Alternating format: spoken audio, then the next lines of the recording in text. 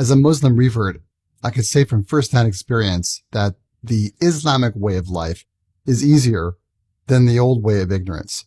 And it really stems from a radical shift in the way that I understand two basic ideas. Number one is freedom.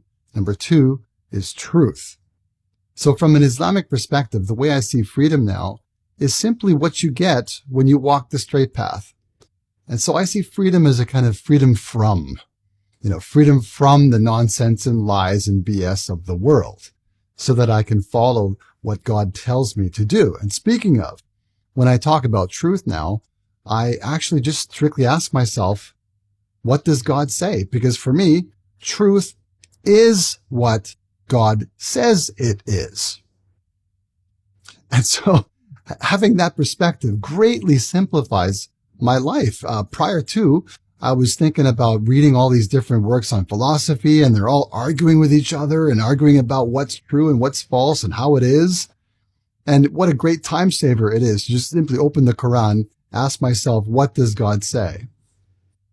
And then I experience more and more freedom as I actually do what he says, as opposed to the so-called Western way of looking at freedom, which I think mostly has to do with, hey, I can do whatever I want.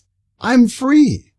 Actually, no, that's a kind of slavery, because people end up becoming slaves to their impulses and their lusts. Whereas in Islam, we become slaves to God. And for that, I am very grateful.